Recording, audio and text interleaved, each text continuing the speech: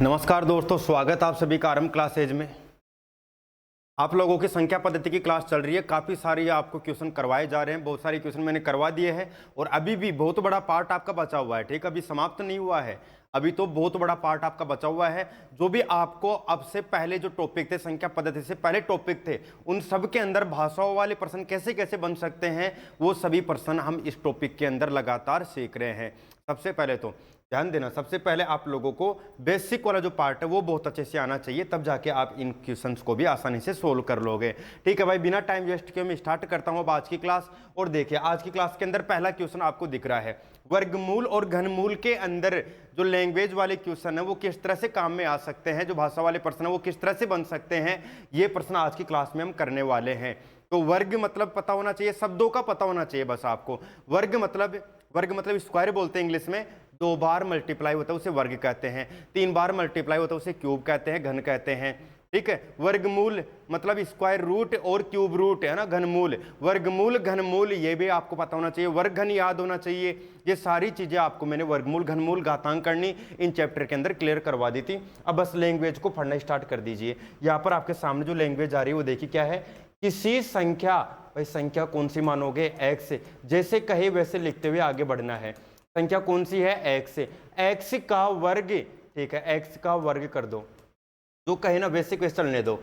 X का वर्ग x square हो गया। ठीक है, एक्स का वर्ग, वर्ग का 3/5। ठीक है, किसका, वर्ग का, एक्स स्क्वायर हो गया, एक्स स्क्वायर का 3/5, जो कहे ना वैसे वैसे बढ़ने दो आगे। ठीक है, वर्ग का 3/5 क्या होता है, ये होता है, जो भी होता है वो कहां पर आता है, बराबर में होता है। ठीक है, आप डायरेक्ट ऐसे भी लिख सकते थे। सुनना सभी, आपको मैंने बताया था कम अधिक और अंतर वगैरह न बोले तो सीधे सीधे लाइन को चलने दो। एक संख्या है, संख्या का वर्ग है, संख्या के वर्ग का की जगह पर गुणा है, संख्या है इसका वर्ग है, का की जगह गुणा है, इसका 3/5 है, 126.15 है, होता है। तो बताओ वह संख्या क्या है। ठीक है, इस तरह से क्वेश्चन हो गया। अब 3/5 इधर आएगा, 3/5 इधर आके क्या हो जाएगा, उल्टा हो जाएगा। तो एक्स स्क्वायर बराबर 126.15 गुणा 5 के बटा में कितना आ गया, 3 आ गया। पॉइंट हटाओगे नीचे 2 जीरो आ जाएगी। ठीक है, और भी यदि कट रहा हो ना कोई संख्या तो काट सकते हो। 5 एकम 5, 5 दूनी 10, ये कट गया। ठीक है, और भी कट रहा तो काट लीजिए, 3 से काट लो चाहे 5 से काट लो। तो ठीक है, पॉइंट तो हटी गई ना। अब मैं 3 से काटता हूँ। यहाँ पर देखो 3 चौक 12, 6 में गया, 3 दूनी 6।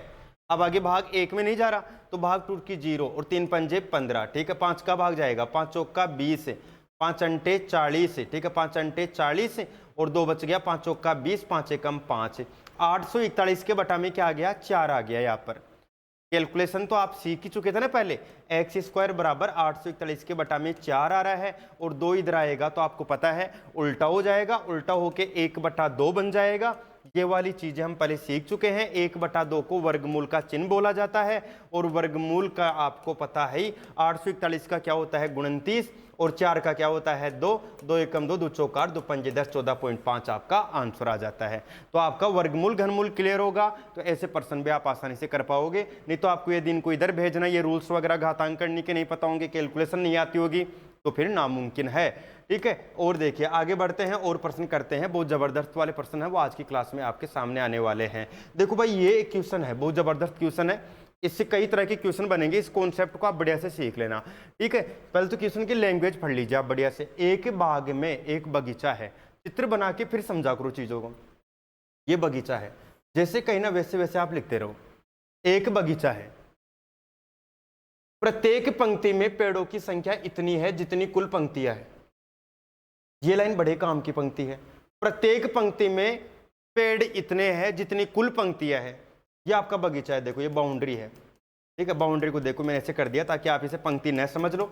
ये लास्ट बाउंड्री है, ये अपना बगीचा है। ठीक है, तो तारबंदी हो रखी है। इसके अंदर पेड़ लगाने के लिए आपने से लाइनें लगा ली। ठीक है, कितनी भी लाइनें लगा सकते हो, आपकी मर्जी है। मैंने नहीं गिना अब तक। ठीक है, बस मैंने पंक्तियां बना दी, मैंने नहीं गिना ना अभी तक। ठीक है, तो अभी यहां पर क्या बोल रहा है देखो, प्रत्येक पंक्ति में पेड़ों की संख्या इतनी है। एक पंक्ति में पेड़ लगेंगे। ठीक है, एक पंक्ति में पेड़ लगाएंगे। एक पंक्ति में पेड़ों की संख्या इतनी है जितनी कुल पंक्तियों की संख्या है। इस पंक्ति में पेड़ लगाने आओगे उससे पहले पूरी पंक्तियां गिन के आओ। 1 2 3 4 5 6 6 पेड़ लगने चाहिए। ये देखो मैंने ग्रीन कर दिया, 6 पेड़ लगने चाहिए।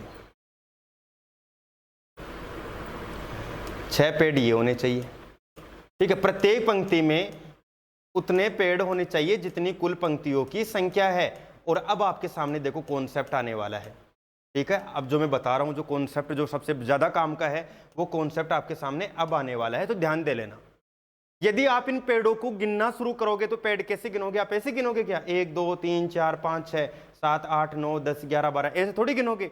आपको पता है इस पंक्ति में 6 पेड़ है, तो आप पहाड़ा बोलोगे। 6 एकम 6, 6 दूनी 12, 6 तिया 18, 6 चौका 24। आपको यह भी पता है एक पंक्ति में 6 पेड़ है, तो पूरी पंक्तियां भी कितनी होंगी? 6 ही होंगी, क्योंकि ये बोल रखा देखो प्रत्येक पंक्ति में पेड़ उतने जितनी कुल पंक्तियों की संख्या है। इस लाइन, ये लाइन ही काम की है। तो आपको पता है इसमें 6 है, तो 6 एकम 6, 6 दूनी 12, 6 तिया 18। ये आप कब तक करोगे? 6 6 36, क्योंकि 6 6 पेड़ पक्का है 6 बार आएंगे, 6 जगह पर आएंगे, क्योंकि 6 पंक्तियां मिलेंगे। यदि इसमें एक पंक्ति में 10 पेड़ होते तो 10 पेड़ कितनी जगह मिलते? 10 जगह मिलते, क्योंकि 10 पंक्तियां होती। यदि इसमें मैं 25 पेड़ लगा के रखता तो 25 पेड़ कितनी जगह मिलते? 25 जगह मिलते, ठीक है। तो आपको एक चीज पता है, 6 को 6 से गुणा करना मतलब क्या करना? कहते हैं वर्ग करना, ठीक है। 6 को 6 से गुणा करना मतलब क्या? कहते हैं वर्ग करना। तो आपके पास पूरे पेड़ों की संख्या कितनी आई? 36 आई। तो ये कुल पेड़ आ गए, ठीक है। कुल पेड़ आ गया आपके पास 36 आ गए। तो आप अब इस कॉन्सेप्ट को याद रख सकते हो। समझा तो मैंने दिया ही। आप एक चीज याद रखना, यदि ये लाइन आ जाती है ना, ऊपर वाली ये लाइन आ जाती है, तो आपको पता है एक पंक्ति में जितने पेड़ होंगे उतनी पंक्तियां होंगी। तो कुल संख्या ज्ञात करना हो ना, कुल पेड़ों की, कुल कुर्सियों की, ऐसे आपको ज्ञात करना हो ना, तो याद रखना वर्ग करना। आपको क्या करना है? वर्ग करना है, ठीक है। तो अब वर्ग करोगे, जैसे मान लीजिए एक पंक्ति के अंदर, देखो ऊपर वाला लाइन बोल दिया, ठीक है। ये लाइन बोल दिया कि पर एक बगीचे में एक पंक्ति में उतने पेड़ लगाने हैं जितनी पंक्तियों की संख्या है। मान लीजिए एक पंक्ति में 12 पेड़ है, एक पंक्ति में 12 पेड़ है, तो बताओ कुल पेड़ों की संख्या कितनी होगी? तो भाई 12 पेड़ कितनी जगह आएंगे? 12 जगह आएंगे। तो 12 को 12 से गुणा कर दीजिए, बस स्क्वायर करते आपके पास कुल पेड़ों की संख्या आ जाएगी 144 आ जाएगी, ठीक है। कुल पेड़ों की संख्या कितनी आएगी? 144 आ जाएगी। आगे होगा आप लोगों को समझ में, ठीक है। अब जैसे इसके अंदर और बात करूं मैं कि एक पंक्ति के अंदर पेड़ों की संख्या, एक पंक्ति में पेड़ों की संख्या मान लो 45 है, तो आप 45 को 45 से गुणा करोगे तो कुल पेड़ों की संख्या आ जाएगी। कुल पेड़ों की संख्या आ गई आपके पास 20-25 आ गई, ठीक है। कितनी आ गई? 20-25 आ गई।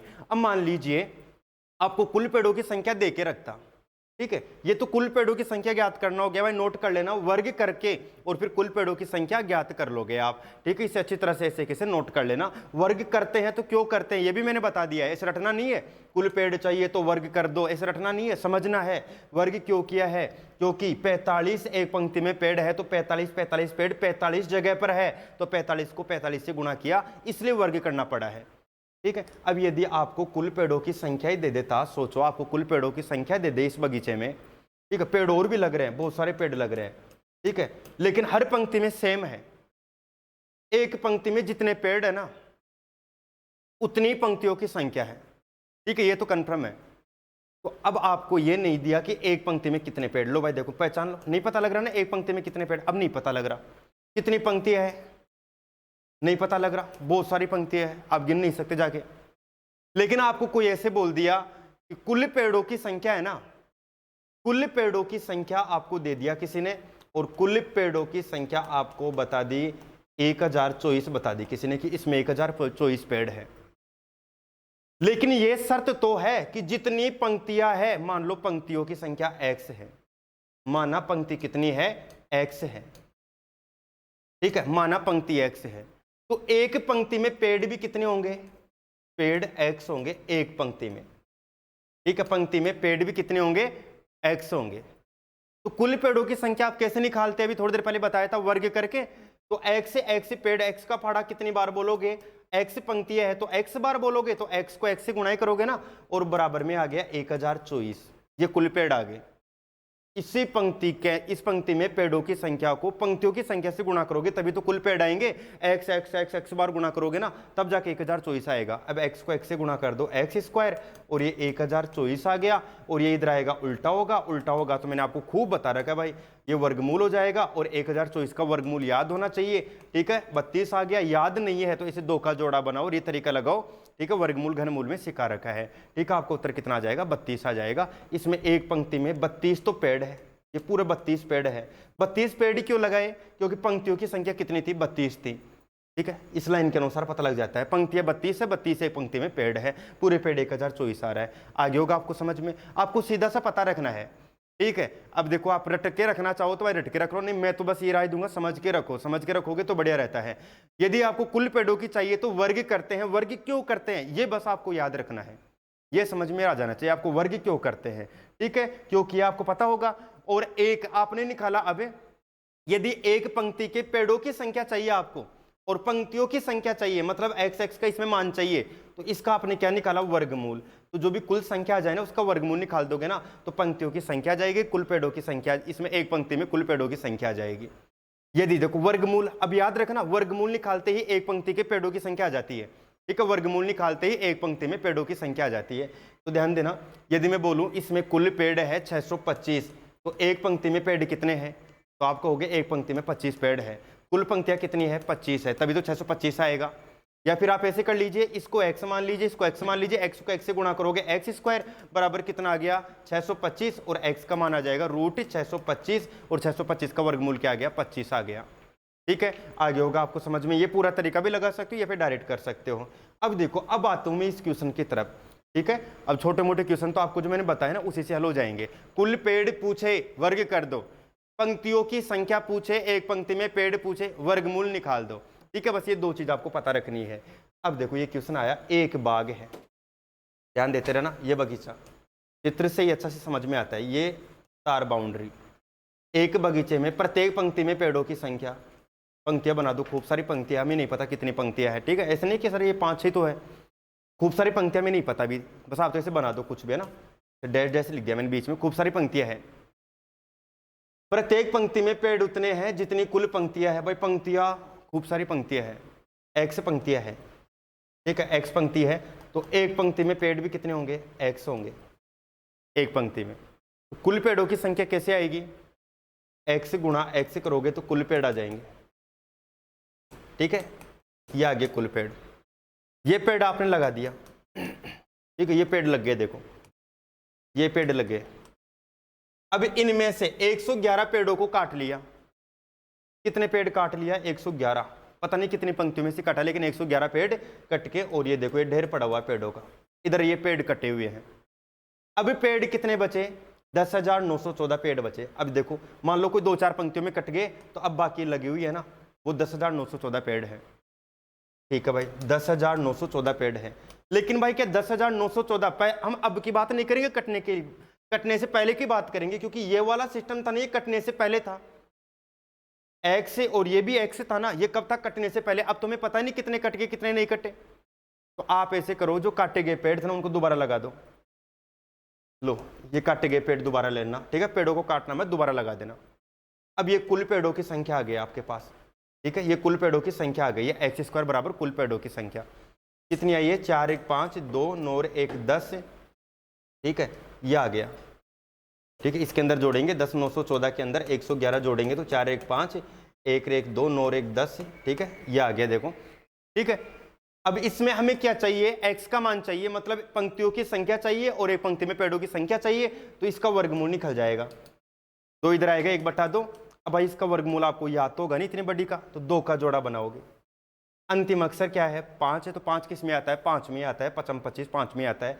110 से छोटी वर्ग संख्या क्या है, 9 का 81, 10 का 100, 11 का 121, तो 10 होगा 105। ठीक है, इसमें 105 तो है पंक्ति है, 105 है पेड़, 105 को 1 से 5 से गुणा करोगे ना तो 11,025 आएगा। ये वाली चीज तभी लगेगी। फिर बाद में ये इतने पेड़ थे ना, तब बाद में काटे थे 111, तो कटे हुए पेड़ों को इसके अंदर दोबारा दे देना और फिर वही तरीका लगा देना वर्गमूल निकाल के। ठीक है, इस तरह से हम ज्ञात कर सकते हैं इन प्रश्नों को। भाई बहुत जोरदार कॉन्सेप्ट आपको मैंने सिखा दिया है। ठीक है, वीडियो को बाद में देख के नोट भी कर सकते हो आप। ठीक है, आपका टाइम ज़्यादा खराब ना हो, इसलिए मैं अभी नोट करने का टाइम आपको नहीं दे रहा हूँ। ठीक है, ये देखिए, एक अध्यापक अपने विद्यार्थियों को एक बराबर संख्या में पंक्तियों और स्तंभ में रखना चाहता है। देखो पंक्तियां, ये पंक्तियां और इनको बोल दो स्तंभ। ठीक है, ऐसे पंक्तियों और स्तंभों में रखना चाहता है। ठीक है, बराबर पंक्तियों होनी चाहिए और स्तंभे बराबर होने चाहिए। अब ये स्तंभ ऐसे मतलब क्या है, देखो ये पंक्तियां बन गई, ये देखो बच्चों को कैसे खड़ा करेगा, देखो समझना। कई बार ऐसे होता था, एक पंक्ति में 1 2 3 4 5 6 7 बच्चों को खड़ा कर दो। तो अब इधर भी है ना 7 पंक्तियां बनाओ। ये 26 जनवरी 15 अगस्त को ऐसे करते थे ना, थोड़ा अच्छा दिखे सजाने के लिए। ठीक है, जो बच्चे बैठे मिले ऐसे दूर दूर ऐसे बिठा देते थे पहले से, और फिर ऐसे देखो बिल्कुल ऐसे लाइन दिखती थी बढ़िया वाली। तो इधर 7 है ना, तो इधर भी 7 ही कर देंगे वो। ये देखो 1 2 3 3 6 और ये देखो 7। अब देखो किधर से भी गिनो आपको 7 ही नजर आएगा। इधर आओ 7 जने, इधर भी पंक्ति बन रही है, इधर भी पंक्ति बन रही है, ये भी पंक्ति बन रही है, ये भी 7 है। तो देखो ये पंक्ति है तो उसमें भी 7 है, स्तंभे कॉलम सब में 7 है। ठीक है, सब में 7 7 आ रहा है। तो भाई कुल संख्या कितनी आएगी? कुल संख्या 7 को 7 से गुणा 49। यदि कोई बता दे नहीं इस स्कूल के अंदर विद्यार्थियों की संख्या 225 है, इस स्कूल में विद्यार्थियों की, देखो बच्चों को ऐसे बिठा रखा है, जितना इधर होगा उतना इधर होगा, ऐसे बिठा रखा है। तो भाई विद्यार्थियों कुल संख्या 225 है, तो एक पंक्ति में कितने विद्यार्थी बैठे हैं? 15 को 15 से गुणा करेंगे तभी 225 आएगा ना, 15। वर्गमूल घनमूल आपको अच्छे से आता ना, तो आपका उत्तर तुरंत आ जाएगा। तो देखो ये भी इसी तरह से बिठाया गया इस स्कूल के अंदर, और कुल विद्यार्थियों की संख्या 1369 है, और 1369 यदि कुल विद्यार्थियों की संख्या है तो अंतिम पंक्ति में कितने विद्यार्थी? अंतिम पंक्ति होगी, इसके विद्यार्थियों की संख्या चाहिए। सब में सेम ही है। ठीक है, तो अब आप क्या करोगे, कुल संख्या दे रखा है तो सीधा सीधा आपको अंदाजा लग गया होगा, वर्गमूल निकलेगा पक्का है। या फिर ऐसे मान लो एक पंक्ति में विद्यार्थियों की संख्या x है, ठीक है, तो इधर ये पंक्तियों की संख्या x है, ऐसे मान सकते हो आप। वही तरीका है, सेम है ना। अब देखो इसमें वर्गमूल निकालेंगे, 9 किस किस में आता है? 3 3 9 7 7 49। देखो वर्गमूल निकालना आपको आना चाहिए, नहीं तो ऐसे प्रश्न आप नहीं कर पाओगे। ये टॉपिक आप पढ़ लिया हमने, वर्गमूल और घनमूल के अंदर पढ़ लिया। तो यहाँ पर 13 है। अब 13 छोटा कौन सा होता है? 9 9 किसका होता है? 3 का। ठीक है, मैं आज नहीं सिखा रहा हूँ भाई, है ना, कि कई लोग जो आज क्लास देख रहे हैं और फिर वो सोच रहे हैं सर ये क्या समझा रहे हो, हमें समझ में नहीं आ रहा। ठीक है, आपके लिए नहीं भाई क्लास, जो बीच के अंदर आके जुड़ रहे हैं उनके लिए ये क्लास नहीं है, उनके लिए है पहले वर्गमूल घनमूल पहले पढ़ाया हुआ, पहले वो पढ़ो बाद में यहाँ पर पहुंचिए, है ना। मैथमेटिक्स भाई इतना आसान भी नहीं होता है, आसान बनाया जा सकता है, सिस्टमेटिक तरीके से अपन पढ़े ना तो आसान बनाया जा सकता है, नहीं इतनी आसान भी नहीं है कि आप कभी भी उठे आए बैठे और क्लास लिया चले गए। ठीक है, इस तरह से कभी समझ में नहीं आ सकती है, सिस्टमेटिक तरीके से चलना पड़ेगा, जो जैसे बताए वैसे करना पड़ेगा। जैसे टॉपिक पढ़ाए हैं वैसे वैसे यदि आप प्रैक्टिस करते जाते हो तो चाहे आपका लेवल कभी भी कैसा रहा हो, कुछ भी ना आता हो आपको, लेकिन आप फिर भी बहुत अच्छे से सीख पाओगे, इस चीज़ की पूरी गारंटी दी जाती है। ठीक है, तो आपके पास क्या आएगा? 3 चौक 12, 12 से बड़ा है, 12 से बड़ा है 13, तो उत्तर भी बड़ा होगा। देख लीजिए आपका उत्तर 37 हो गया। एक पंक्ति में 37 बच्चे हैं और इधर ये भी 37 ही आ रहा है। ठीक है, इस तरह से आप इनको सोल्व कर सकते हो। आगे होगा आप सभी को समझ में।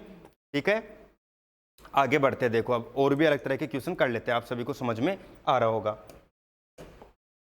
ये देखिए आज की क्लास बस आप मेरे से समझते रहिए, और उसके बाद में क्लास हो जाए उसके बाद में आप काफ़ी सारे क्वेश्चन सोल्व कर लेना। देखो भाई एक और ज़बरदस्त क्वेश्चन आ गया आपके सामने। कोई आदमी मुझे उसके घर के कुल सदस्यों की संख्या की आधी संख्या में पेन प्रत्येक सदस्य को देने को बोला। यदि मैंने उन्हें 338 पेन दिए तो बताओ सदस्य कितने हैं? भाई ऐसे प्रश्न आने लग गए अब कि यदि ये सीखने लग जाओगे ना आप यहाँ पर मैथमेटिक्स में, तो रीजनिंग आपके लिए बहुत आसान बन जाएगी। ठीक है, अब ऐसे प्रश्न ना भाई लैंग्वेज हर प्रश्न में अलग अलग तरह की आती है, आप रट के नहीं कर सकते। हर प्रश्न में लैंग्वेज अलग अलग तरह की आ सकती है। कहीं पर पेन बांट रहा है, कहीं पर किताबें बांटेगा, हर जगह पर क्वेश्चन की लैंग्वेज बदल सकती है, वो किसी भी तरह से कुछ भी बोल सकता है। लेकिन आप एक काम क्या करो, अभी हम सीख ही रहे हैं ना, तो सीखने का तरीका बताता हूँ ताकि आपको कोई कन्फ्यूजन न रहे।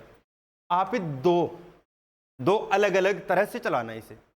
एक तो अपने मन से, ठीक है, एक तो अपने मन से कुछ भी लिखना इधर, और एक लिखना प्रश्न के अनुसार। लेकिन प्रश्न के अनुसार कैसे लिखोगे? जो उधर चलेगा ना उसके जैसे इधर लिखते रहना। इसी कहानी को देखो और आप सोचो एक बार कि आप पे ये क्वेश्चन है ना, ये क्वेश्चन रियल में चल रहा है अपनी लाइफ के अंदर। ठीक है, अब देखो कोई आदमी था, सोचो इमेजिन करो, आप खुद खड़े हो, कोई आदमी आया आपके पास, आ गया आदमी आके और मुझे बोल रहा है, वो आदमी आया, एक आदमी आया आके मुझे बोला उसके घर के कुल सदस्यों की संख्या, उसके घर में जो कुल सदस्य है ना उनकी संख्या आपने पूछा भाई तेरे घर में सदस्य कितने हैं, तो जब बात यहाँ से स्टार्ट हो रही है तो कुल सदस्य जो बात स्टार्ट होगी, ये मन वाला है, अपने मन से कुछ भी लिख सकते हो। ठीक है, आप अपने मन से लिख लिए कि सदस्य संख्या भी कोई बिल्कुल ईजी से मानना, ऐसा नहीं कि 47 37 से न कटने वाली संख्या मानो, ईजी से माना करो। 100 80 50 40 इस तरह 10 से ऐसे माना करो आप, ताकि बिल्कुल आसानी से आ जाए। तो कुल सदस्य 10 है उसके घर में। अब ये क्या बोला देखो मेरे को, उसके घर के कुल सदस्यों की संख्या 10 है। सदस्यों की संख्या की आधी संख्या कितनी हुई? 5। आधा कैसे करोगे? सदस्यों का आधा 10 में 2 का भाग दोगे तभी तो आधा होगा। हर चीज को लिखते रहो। ठीक है, हो गया 5। सदस्यों की संख्या की आधी संख्या में पेन, मतलब कितने पेन? 5 पेन। आधी संख्या ये थी, आधी संख्या में पेन मतलब 5 पेन, आधी संख्या के बराबर पेन। ठीक है, आधी संख्या में पेन बोल लो, चाहे आधी संख्या के बराबर पेन। पूरे 10 लोग थे। वो बोला, आया मेरे को आके बोला मेरे घर में जितने लोग हैं, मैं बोला तेरे घर में 10 लोग हैं। वो बोला कि मेरे घर के सदस्यों का आधा कर। मैंने कर दिया आधा, कि 5 हो गए तेरे घर में। अब वो बोल रहा है कि 5 पेन है मेरे घर के सदस्यों के आधी संख्या के पेन है ना, वो प्रत्येक सदस्य को दे मेरे घर के अंदर, सब घर को दे के आना।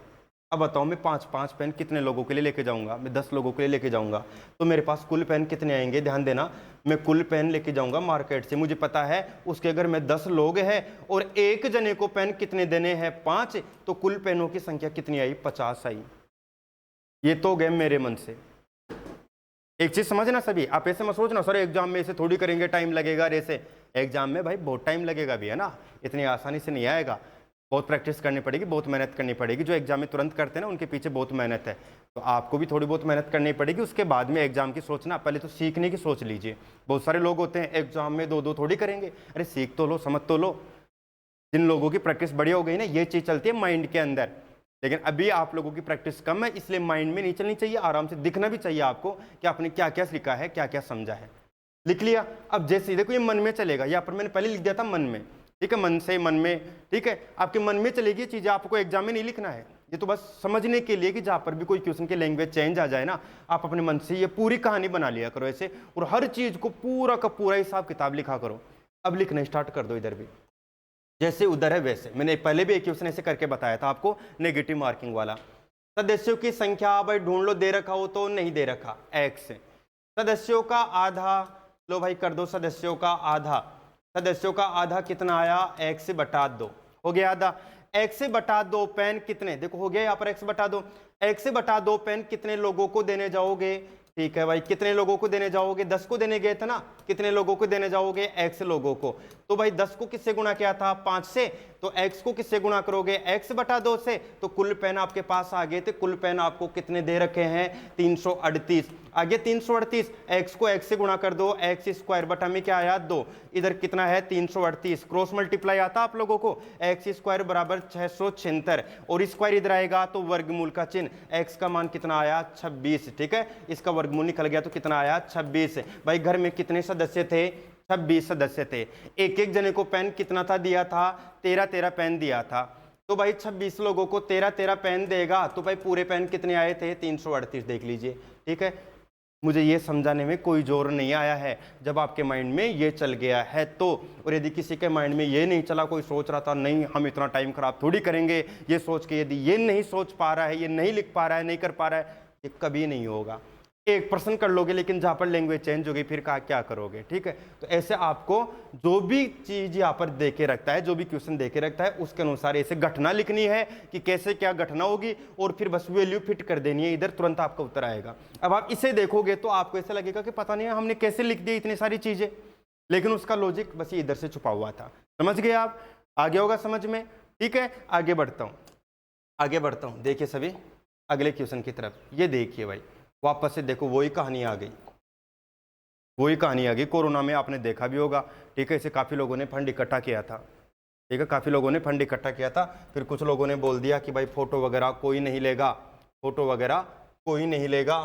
ठीक है, इस तरह से गरीबों को गरीब बताया जा रहा है, और उसी दिन से सहायता भी बंद हो गई। काफ़ी हद तक दूसरी लहर आई, उसके अंदर कुछ पता ही नहीं लगा किसने सहायता की। ठीक है, तो उस टाइम के अंदर आपने काफ़ी देखा होगा, कुछ लड़कों ने अकाल फंड के लिए 400 रुपये एकत्रित किए, कुछ लड़कों ने। ठीक है, अब देखो सुनना सभी, ये मन वाला लिख लेता हूँ मैं अलग से, ठीक है, क्योंकि अभी अपना लेवल इतना नहीं है कि हम डायरेक्ट लिख सके, बस ये चीज़ ध्यान रखना। अभी अपना लेवल कम है, अपने आप को कमज़ोर समझो अभी फिलहाल तो, और मेहनती खूब समझो अपने आप को। हमें ज़्यादा नहीं आता है, हम तो बिल्कुल आराम से करेंगे, लेकिन हाँ रुकने वाले नहीं है, बस ये वाली सोच होनी चाहिए आपकी, सीख कर बताना है, बस ये वाली सोच होनी चाहिए। बाकी हर चीज़ को सीखना है, छोटी से छोटी बात को सीखना है। तो भाई कुछ लड़के आ गए, अब कुछ लड़के लिख लो अपने मन से, अब कोरोना के लिए हेल्प कर रहे हैं, तो भाई थोड़ी संख्या मैंने बड़ी ले ली, 20 ले ली। ऐसे कोई संख्या कटने पिटने वाली संख्या लेना ना, ये बढ़िया रहता है, ठीक है। संख्या 20 ले ली मैंने।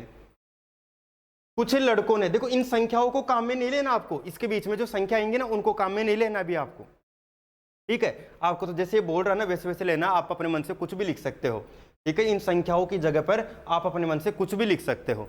ये चीज़ तो जब इधर अपन प्रश्न के अनुसार चलेंगे ना तब लिख लेंगे, ठीक है। तो कुछ लड़के आए मेरे पास अकाल फंड इकट्ठा करने के लिए, ठीक है, और उन्होंने कुछ रुपए इकट्ठे कर भी लिए, ठीक है। अब कैसे इकट्ठे किए, ठीक है, यहाँ पर लड़के 20 आए और उन्होंने कुछ अकाल फंड इकट्ठा किया। लास्ट में देखेंगे कितना इकट्ठा होता है, अभी अपने पास इकट्ठा नहीं हुआ, लास्ट में होगा इकट्ठा, तो डायरेक्ट ही थोड़ी हो जाएगा, अभी तो घर घर में भटकना पड़ेगा, ठीक है, काफ़ी लोगों को बोलना पड़ेगा तब जाके इकट्ठा होगा। ये तो क्वेश्चन तो कहीं पर भी कुछ भी लिख देते हैं, ठीक है। तो लड़के 20 है। अब आगे बोला प्रत्येक लड़के ने, एक जना है ना, एक लड़के का बता रहा हूँ मैं, एक लड़का कितना देता वो देखना, सुनना, एक लड़का कितना देता ना, ये बोल रहा है प्रत्येक लड़के ने 1/4 रुपए के उतने सिक्के दिए। 1/4 रुपए का है ना, तो हम 1/4 की जगह पर कुछ भी लिख सकते हैं। मान लो 1/2 रुपए मतलब आधा रुपए, आधा रुपए मतलब पहले अठन्नी चलती थी, अठन्नी दिए। एक लड़के ने अठन्नी दी, क्या एक अठन्नी दी ना भाई, 1/2 रुपए अकेले ने नहीं, एक ही नहीं दी उसने, उसने इतने सिक्के दिए हैं अठन्नी के एक लड़के ने जितने कुल लड़के हैं। भाई ये अठन्नी है ना, इतनी इकट्ठी कर रखा है वो, आधा रुपए इतने इकट्ठा कर रखा है कि जितने लड़के हैं ना पूरे ग्रुप में कितने हैं, 20 लोग, तो 20 सिक्के दिए हैं। भाई ये अठन्नी मान लो 1 रुपए देता, सोचो, चलो ठीक है, ये अठन्नी नहीं समझ में आ रही है आपको, मान लो एक लड़का 1 रुपए दे रहा है, 1 रुपए का सिक्का दे रहा है, क्या एक ही सिक्का दे रहा है क्या ना, इतने सिक्के दिए जितने कुल लड़के हैं। तो लड़के कितने हैं, 20, ठीक है। इसने 1 रुपए का सिक्का निकाला। अब लड़के बोले यार क्या दे रहा है, तो बोला टेंशन मत लो, अब सारे लोग है ना, अपन 20 लोग है ना, तुम्हें 20 सिक्के दूंगा मेरी तरफ से। तो इसने 20 सिक्के दे दिए 1 रुपए के, टोटल कितने रुपए दिए, 20 रुपए। बाकी सारे भी यही काम किए, सब ने जितनी संख्या है उतने थे सिक्के दे दिए 1 रुपए के। तो जब एक लड़का 20 दे रहा है तो भाई लड़के पूरे कितने हैं, 20, तो कुल कितने देंगे, कुल कितने देंगे भाई, एक लड़का 20 दे रहा है तो 20 लड़के हैं, तो 20 को किस से गुणा करोगे, एक लड़का 20 रुपए देगा तो 20 लड़के कितने रुपए देंगे, 400 रुपए हो गए इकट्ठे, 400 रुपए, ये कुल इकट्ठा हो गया। अब सुनना, इस कहानी के हिसाब से इधर चलना शुरू कर दो आप। पहले तो कुल लड़के लिखो, ये क्या हुआ, कुल लड़कों की संख्या नहीं दे रखा, ठीक है, x मान लिया। फिर एक लड़का कितना देगा, एक लड़का देगा क्या 1/4 रुपए का एक सिक्का देगा, क्या 1 रुपए का एक सिक्का दिया है, नहीं, 20 सिक्के दिया था। 20 सिक्के मतलब जितने लड़के हैं, कितने लड़के हैं, x, तो 1/4 के x सिक्के देगा।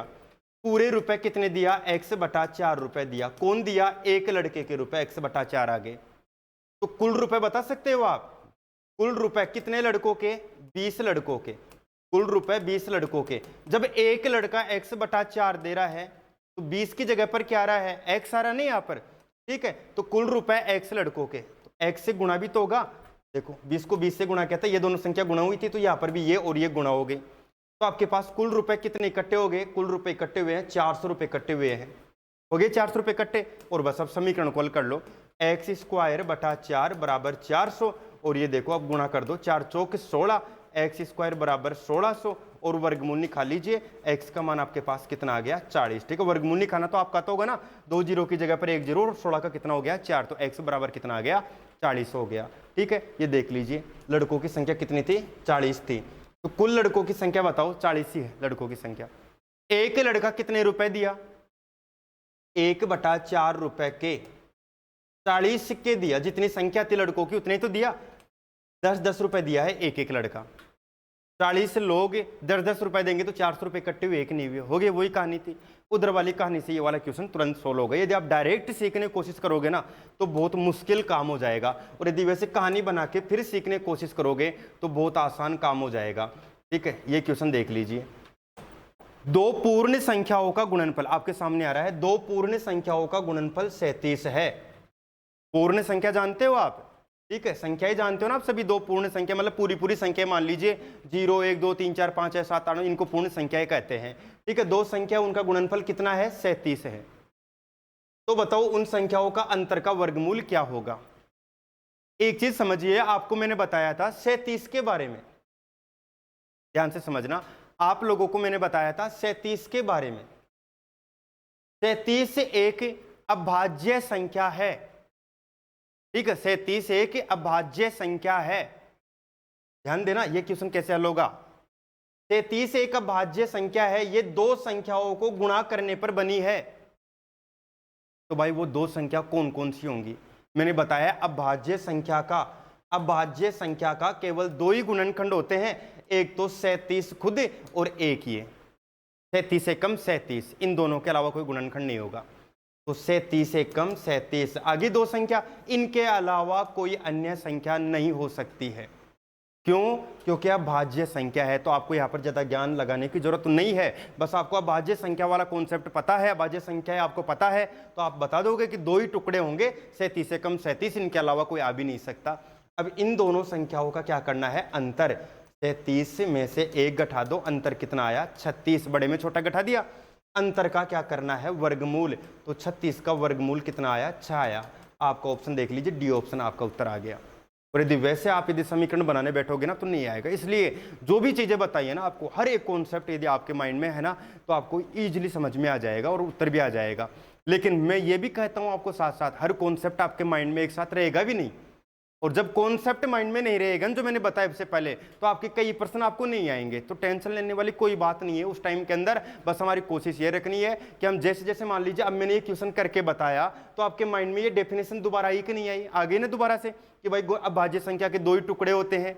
तो यदि पहले आपने पढ़ा था, भूल गए थे, तो क्वेश्चन किए तो दोबारा तो माइंड में आ ही गया ना। तो आपका काम यही है, ज्यादा से ज्यादा क्वेश्चन करना। कोई उत्तर नहीं भी आता है और जब उसका आप सोल्यूशन देखोगे तो आप लोगों को फिर दोबारा पुरानी चीज वापस से याद आ जाएगी। ठीक है, इसलिए रुकना नहीं है, उतर ना आए तो। बस ऐसे है कि ज्यादा से ज्यादा क्वेश्चन करना है ताकि पिछली चीजें जो याद है वो तो याद हमेशा रहे, और जो भूल गए है ना वो आपको और याद आ जाए, जैसे भी आपको आई है। ये देखिए एक और जबरदस्त क्वेश्चन है। ठीक है, मैं अलग अलग तरह के क्वेश्चन करवा रहा हूँ, आप तो बस ये जितने क्वेश्चन हैं उन सबको सोल्व करने की कोशिश करोगे ना आप एक बार।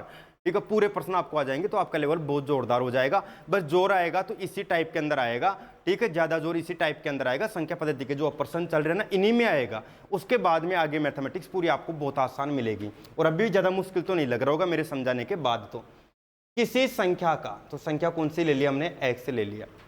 ठीक है, एक एक चीज को लिखते रहो, संख्या एक्स। फिर बोला संख्या का घन। ठीक है भाई, घन कर दो। संख्या का घन मतलब घात 3, वर्ग के वर्ग कर दो। ठीक है भाई, वर्ग के मानों का अंतर। ठीक है भाई, बड़े में से छोटा घटा दो। अंतर कितना आया? 100 है। बन गया समीकरण। कोई फॉर्मूला नजर नहीं आ रहा, चलो छोड़ो भाई। समीकरण नंबर 1, उसके वर्ग। ठीक है, इसका वर्ग कितना है? X square. इसका वर्ग तथा संख्या, संख्या कौन सी है? एक्स। दोनों का अंतर, वर्ग में से संख्या को घटा दो, कितना आया? 20 आया। समीकरण नंबर 2। अब आपको संख्या बतानी है। आपके पास यदि ऐसे समीकरण बन जाए दो, याद रखना अभी तो आपको नहीं पता होगा लेकिन मैं बताऊं वैसे देखना।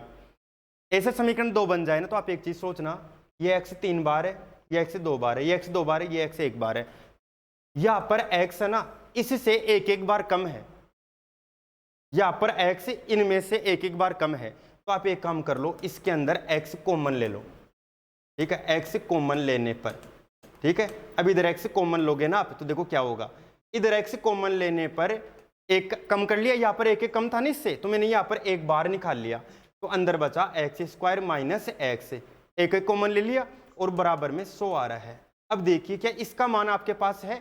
बिल्कुल, इसका मान कितना है? 20 है। तो आप लिख दोगे x गुणा, इसका मान पता लग गया अपने को तुरंत ही, ठीक है, ये बराबर में 100 आया। आप सोचोगे कि सर हमारे माइंड में ये कैसे आएगा, हमारे तो माइंड में ये आता ही नहीं है, आप तो तुरंत करके बता दिए। भाई मेरे माइंड में भी डायरेक्ट नहीं आना स्टार्ट हुआ है, मैंने काफ़ी सारे क्वेश्चन किए तो मुझे पता है कि यहाँ पर ये ऐसे इस तरीके से सोल्व होने वाला है। तो आपका काम यही है कि आपको बस ज़्यादा से ज़्यादा समीकरण सोल्व करने हैं, कई नए तरह के समीकरण और मिलते हैं उनको भी सोल्व करना है। अभी यदि ये क्वेश्चन आपके सामने दोबारा आएगा तो तब तो आप कर ही लोगे ना, एग्जाम के अंदर आएगा तो फिर इस तरह का समीकरण दिखेगा तो आपके माइंड में आ ही जाएगा ना।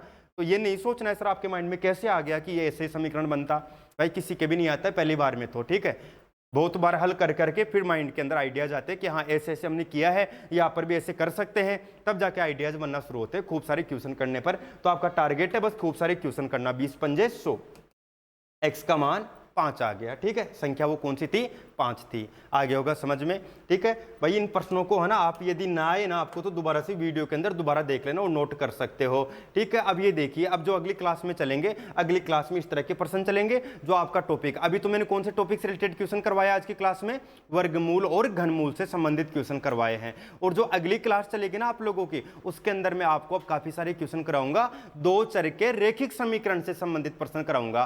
तो आपका काम है अगली क्लास लेने से पहले यहां तक के प्रश्न सोल्व कर लेना जो मैंने बताए हैं वर्गमूल घनमूल तक के, और अगली क्लास लेने के लिए 2 चर के रैखिक समीकरण का टाइप फर्स्ट टाइप सेकंड, इन दोनों टाइप को आप जरूर सोल्व कर लेना और फिर अगली क्लास लेना, आपको हर चीज बहुत आसानी से समझ में आ जाएगी, ठीक है। 2 चर के रैखिक समीकरण के टाइप फर्स्ट टाइप सेकंड, इनको आप जरूर रिपीट करके और फिर अगली क्लास लेना। मिलते हैं नेक्स्ट क्लास के अंदर।